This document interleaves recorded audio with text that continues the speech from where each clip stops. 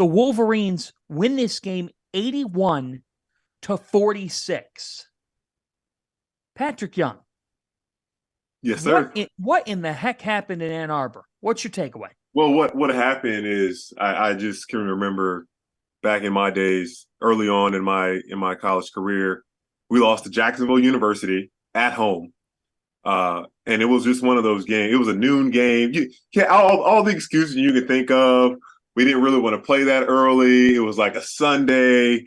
All these things, and like we're a really good team, but have not played up to our level. Allow somebody to come in to our place and beat us on our home court.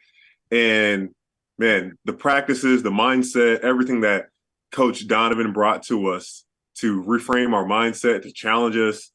This was nothing but Michigan responding to Juwan Howard, whatever he had to do, because they have obviously not been playing to the level that we expected in the preseason. Hunter Dickinson, even though he's averaging 18 points a game this year, he looked like, I mean, no one can match up with him in this game anyway, but he looked like a man on a mission as someone that's like, hey, I'm the preseason All-American. We are a much better team that, we've shown so far. We want to win this league and prove to the country that we can, because I think they believe that they're better than being unranked right now. But that was a showing. 13 points for Maryland in the first. And you feel terrible for Coach Willard, because they started out obviously in a blaze, 8-0. Really looked well, especially on the defensive side, but they had no answer tonight. They weren't doubling Hunter Dickinson either. And I think games where Hunter Dickinson has played really well, Michigan's been pretty good, and they've been a handful. It's just he hasn't been the consistent guy that we've been accustomed to seeing over the past few years, right? And there's some guys around him that need to step it up. Like Jet Howard started out great, and then people are starting to figure him out a little bit.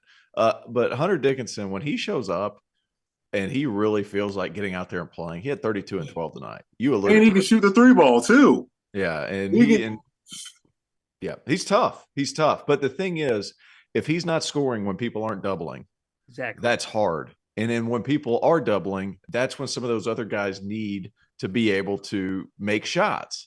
Absolutely. And what's happened is when he's not playing well, like he is the key to everything they do. They're young around the perimeter. Their scorers around the perimeter are really young. Kobe Buffkin's been playing well ever since Llewellyn got hurt. But like for the most part, this team goes as Hunter Dickinson goes, and he's got a lot on his plate, not just on the basketball floor. If he focuses in, Michigan can compete. If he doesn't, like you saw against Armando Bacot and some of those guys, like Michigan really struggles.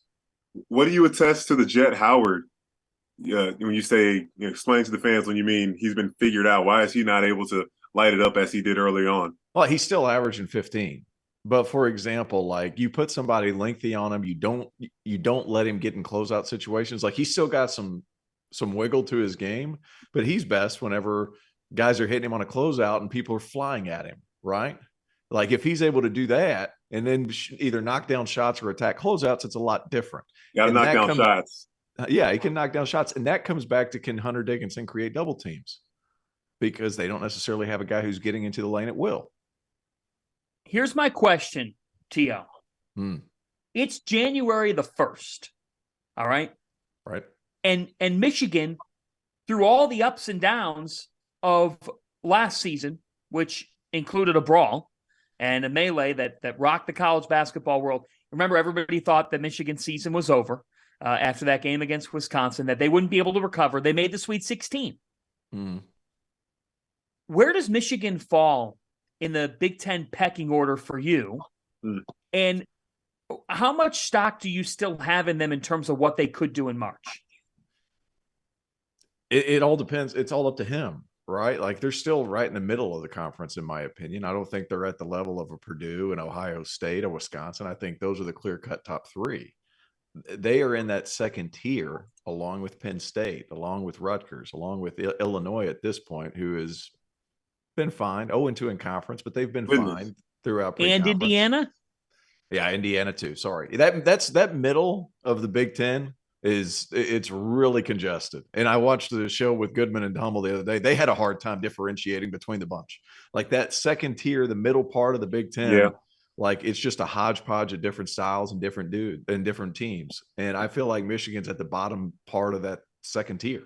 at this point. Now, Hunter Dickinson plays well. Guys are knocking down shot. That flips everything on its head. They can compete with anybody in the league. That being said, Hunter Dickinson, while he is averaging good numbers, there's been games where everybody's wondering where he went. See, Patrick, where do you fall on this? Because the thought process in mind is like, at some point, when teams are doubling Hunter Dickinson, they are going to need Kobe Buffkin and Doug McDaniel to make plays. They've got to be able to make something happen. Does Michigan have enough to, one, do you think that they'll end up making the NCAA tournament? Because when the day began today, they wouldn't have been in. They would not have been in the tournament, guys. You think they'll make the tournament? And do you think that Dickinson's talent level can end up trumping everything, and this team could still be the type of team that makes noise in March? Well, it's going to be crucial for Michigan since there's not going to be so many opportunities for quad one wins unless, you're on the road at Purdue, Wisconsin, Ohio State, Penn State might fall into that category. You're going to have to steal some big time wins here to solidify and make it without a doubt. I think when you have a guy, I didn't get double teamed too often, but your point of double teaming a big guy is, if he's dominant, is either he's dominant and you want him to get the ball out of his hands, or he's a terrible passer out of the double team and you want to just force some turnovers. And Hunter Dickinson, with his size, which I look to the same sometimes at Zach Edey, you just shoot right over. You just hold the ball high enough that the double team doesn't even phase you. So if he can just have that, and he showed that a little bit. Obviously, Maryland doesn't have anyone that's matches up to his size, his stature. They didn't even throw James.